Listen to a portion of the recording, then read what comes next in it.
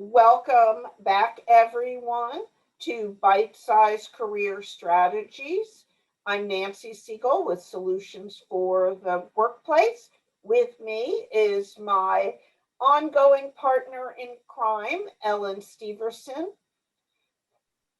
Starting Block Career Services. Today, we are going to talk about the criticality of tracking your accomplishments. So, welcome, Ellen. Why is tracking accomplishments an important part of your career strategy? Hi, everybody, and thank you, Nancy. Yes, tracking accomplishments is critical at every job, at every level, because you want to be able to have great conversations with your boss, when you want to have performance evaluations or talk about raises or anything like that. You also want to have great information for resumes and LinkedIn and cover letters. And really, again, you want to understand how you contribute to an organization. And if you don't track, you really don't remember things. So tracking is critical. Totally agree. And in addition to your resume and your performance review, I'd like to add tracking your accomplishments is also critical so you can prepare effectively for interviews. And to me, tracking your accomplishments is a habit. Now, I work for the federal government, so I come at it from that perspective. Ellen, with Starting Block Career Services, her focus is on the private sector. And while there are definitely some commonalities here, there are some differences as well. So let me start out by saying in the federal government, every federal employee is required to get a performance evaluation each and every year.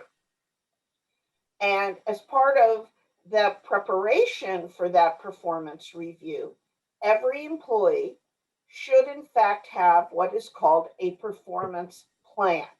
That outlines the expectations that your boss has of you for performance so that you can contribute to your performance review.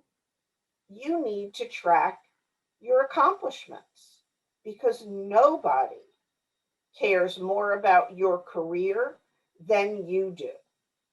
So, Ellen, does the private sector, are they quite that formal? So in the private sector, sadly, it varies from company to company. If you're working for a small family-sized company, they may or may not have formal performance evaluations. If you're working for, a medium to large size company, they absolutely might have a performance evaluation process. It might not include a plan, though. It might just be once a year, your boss says, hey, it's time to do your plan. And they might ask you to contribute to it, like they'll give you a copy and they have a copy and you both write it out and then come to the table and talk about it. So again, in the private sector, there's a lot of differences depending on where you go and how you do it. But it's a great interview question. How do you handle performance evaluations here at this company? So if you are at a smaller, medium-sized company, find out, as well as larger and big corporations are usually a little bit more formal, but don't make that assumption. I also think it's very important that you know what kind of company you're working for, because again, a privately held company, you are going to have some restrictions on what you can say and put out there into the universe, whereas a publicly traded company, obviously they have an annual report. So everybody, the information's out there already of how much sales they do. So you're not giving away confidential information. So you do want to know what kind of company you work for and make sure when you're going publicly with information that you are being respectful and not breaking any non-compete clauses or anything like that. So to me, I think that's really helpful. To me, the most important thing is to get into the habit of tracking your successes. I believe that everybody should have a file folder or an electronic file if you don't want a paper file. I understand. Right. Where once a week you write down what you accomplished over the course of that week. You can also keep copies of complimentary emails. Write down nice things your boss said or a customer said. And so it's a habit. Now, I agree 100%, Nancy. 100%. Get in the habit and start doing it. It's like getting up every day and brushing your teeth. It's a habit. We don't break it. Same with that. And what I have found recently is happening is there's so many people out there being exaggerating or not being truthful that employers, I've actually had a couple of sales type of people been asked, oh, well, you say you're great at something, prove it. Can you show me a letter from a client? Can you show me an email? So again, show and tell is becoming very popular to kind of weed out those people who aren't being 100% honest or who might be exaggerating or BSing. So I agree with you. It's not just about putting notes that what you did for the week, but it's also saving things. Right. And once a year, going through that pile and eliminating the stuff that turned out not to be all that significant. Mm-hmm. And so I would encourage you to keep all of that stuff. An important piece of all of that is numbers. Oh, absolutely. And before we go to the number part, and we're going to swing back to that, I do want to say, though, Nancy, where in the federal government do people store their files? Because in the private sector, one of the biggest mistakes I see people making is they call me, they want a resume, and when I start talking about getting, their performance evaluations or their metrics, they go, well, I had it all on my company computer, and when I got let go, I couldn't have access anymore. Please, people, keep your information at home. Like Nancy said, in an e-file, that's fine. Back it up multiple times, as well as a paper file as well. I keep both. So again, where in the federal world do you tell them to keep their accomplishments on the government site or on their home? So I encourage them to do paper because it's portable. Right. Now, that being said, there are some restrictions about who owns the information. Mm-hmm. Same thing in the private side, but there's a lot of things that are public documents and owned by the government.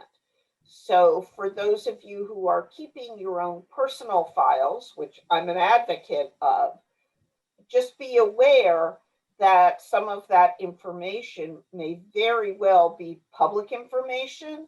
And before you go taking stuff that belongs to the government, you need to be having a conversation with your Privacy Act person, because there are laws that govern the information that belongs to the public vis-a-vis what's really personal. Right. And I would say the same is true for private as well, or the commercial side. Please make sure you're not taking anything, a report or anything like that you should not be taking out. I'm talking more of, when you're just at the end of the week, every week, jotting down what you've done. And again, if you are, and we can roll into the metrics, if you're working for a privately held company, think more percentage. So if you improve something, how much did you improve it by? 10%? Because then you're not giving away dollar amounts, which could be confidential. If you work for a publicly traded company, obviously I can say sold $18.5 million in whatever, and it's already publicly known that this company's a mega $1 million company. Privately held could sue you for giving away confidential information. So think about percentages and then keep your metrics. So that's not all that dissimilar to people who work in the intelligence community with high security clearances. The specific number of employees, the specific budget numbers, those kinds of things may in fact not be releasable. But you can say hundreds of millions, tens of millions, more than a dozen. There are ways to communicate the scope of your work and your achievements without revealing state secrets. To me, Absolutely. The most important part is the habit. There is no excuse for not putting on your calendar 10 minutes a week for tracking this stuff, because it's about your career. Right. And another important thing is when you're tracking things and you're doing this 10 minutes on Friday, again, if you worked with somebody outside your agency or outside of your business, that's where you put his name or her name and their contact information down. So guess what? A year from now, when you need to go back to that person or you want to talk to them again, you have it in your notes, and keep up with them, connect with them on LinkedIn and stuff like that. So again, there's just so many positives to tracking accomplishments. It's about, communicating the value you've done and what you have done throughout your career on a regular basis. Absolutely. So in the military, the Army in particular, when you join the Army, they tell you to create what they call an I love me book. Mm-hmm. Now, that isn't the language I would use. That's kind of not my thing. But the concept of getting in the habit and tracking your own achievements is absolutely critical. And many federal performance evaluation programs actually encourage employees to write accomplishment reports or self-assessments. They use different language each and every year. And even if your boss doesn't do a very good job on your performance review, you can still get in the habit and have a record for yourself of what you have accomplished over the course of the year. So really important thing to do.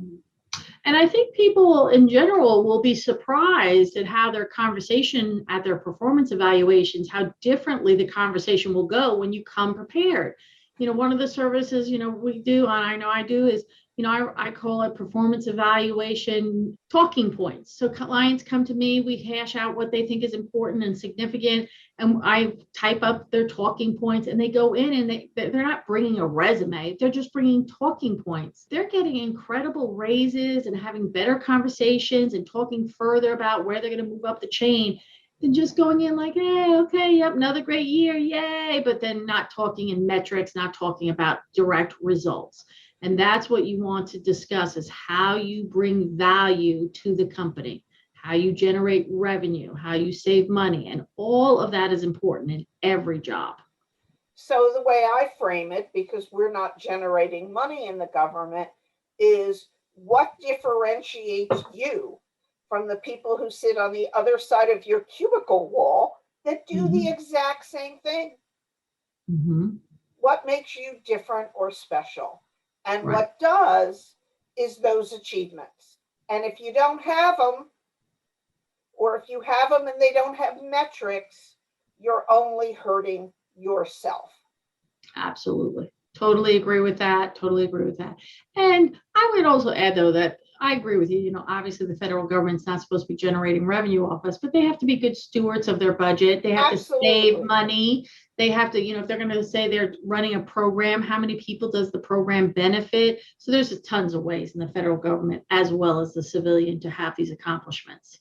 Absolutely. Totally agree. We talked about having these for performance evaluations, career documents, and then again on the interviews, again, when you're going in and communicating these metrics on the interviews, that's incredibly important. Again, even when they say, tell me about a time when you did X, Y, Z, when you can bring metrics into the conversation, they see that business acumen, they see that savviness, they know you're serious about your job. When you're just saying, yeah, I talk to a lot of people, what does that mean?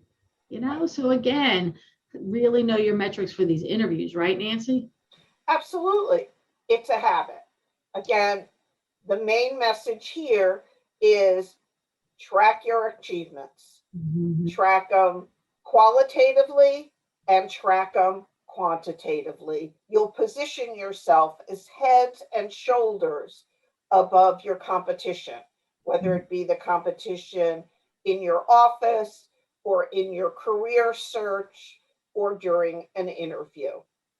Absolutely. And then the final note that I would say, Nancy, is, which a lot of people don't want to think about this, but where are your gaps? So you have kept track all year of your accomplishments, and you telling me you're a project manager. This just recently happened.